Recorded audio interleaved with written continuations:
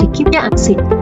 Kali ini kita akan belajar mengenai materi laju reaksi pada bagian yang pertama, yaitu mengenai konsep-konsep laju reaksi. Silahkan simak video ini sampai habis ya. Di sini pertama saya akan membahas mengenai laju berkendara, yaitu ada yang berkendara menggunakan sepeda dan Vespa. Untuk laju pengendara sepeda di sini adalah 10 km per jam, sedangkan yang Vespa adalah 60 km per jam. Nah, di sini bisa dikatakan untuk pengendara sepeda dia bisa menempuh jarak sebanyak 10 km setiap jamnya. Itu diperoleh dari jarak dibagi waktu. Begitu juga dengan pengendara Vespa. Maka bisa kita katakan bahwa laju merupakan perubahan jarak per satuan waktu. Ini untuk laju berkendara. Nah, berikutnya saya akan membahas contoh laju yang lain, yaitu kelajuan mengalirnya air. Di sini ada dua gambar. Untuk gambar yang A maupun B sama-sama ada botol dan gelas kimia. Air mula-mula berada pada botol, kemudian airnya mengalir ke dalam gelas kimia. Pada bagian botol A, air akan berkurang karena air akan mengalir masuk ke dalam gelas kimia A. Maka, air pada gelas kimia akan bertambah. Begitu juga dengan gambar yang B. Air pada botol B akan berkurang, sedangkan air pada gelas kimia B akan bertambah.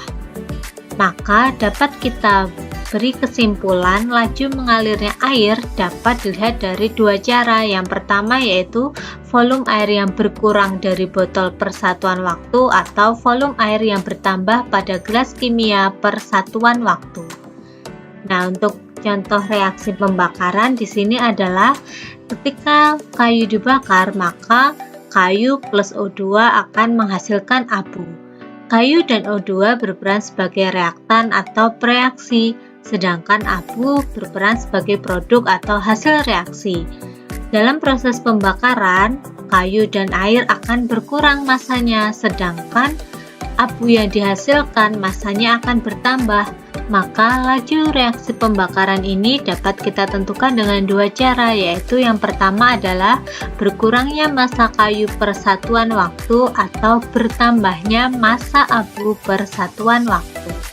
Selanjutnya, kita akan membahas reaksi kimia secara umum. Misalnya, di sini ada suatu reaksi kimia. Dalam reaksi kimia pasti akan ada reaktan dan juga produk. Yang perlu kita pahami adalah suatu reaktan pasti akan berkurang, sedangkan suatu produk pasti lama-kelamaan akan bertambah. Dari sini kita bisa mengatakan atau menyimpulkan mengenai konsep laju reaksi kimia. Laju reaksi dapat kita katakan bahwa adanya perubahan jumlah atau konsentrasi reaksi atau hasil reaksi per satuan waktu. Laju reaksi dikatakan sebagai laju berkurangnya jumlah reaktan atau laju bertambahnya jumlah produk dalam satuan waktu.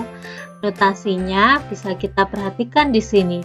Laju disimbolkan sebagai V, di mana ketika yang berubah adalah R atau reaktannya, maka tandanya adalah minus yang menunjukkan reaktannya berkurang.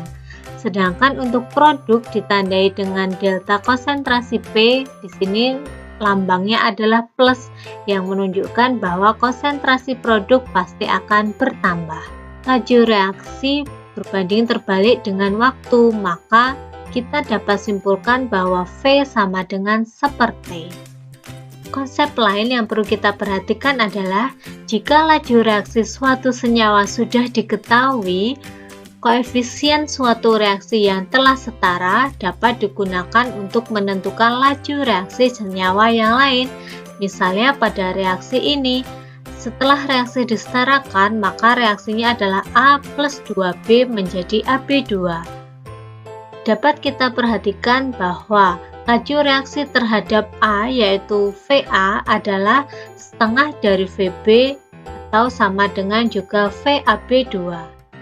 Nah, di sini misalnya laju reaksi untuk zat B atau VB adalah 2 molar per detik.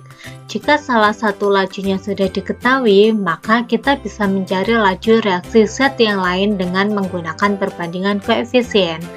Di sini yang perlu kita ketahui adalah laju VA itu adalah setengah dari VB, karena koefisien A adalah 1 dan koefisien B adalah 2. Maka bisa kita hitung VA adalah setengah dari 2 molar per detik. Maka bisa kita peroleh laju reaksi ZA adalah 1 molar per detik. Kemudian untuk VAB2 juga bisa kita cari dengan menggunakan perbandingan koefisien. AB2 memiliki koefisien yang sama dengan ZA, maka VAB2 juga sama dengan VA, yaitu 1 molar per detik. Nah, sekarang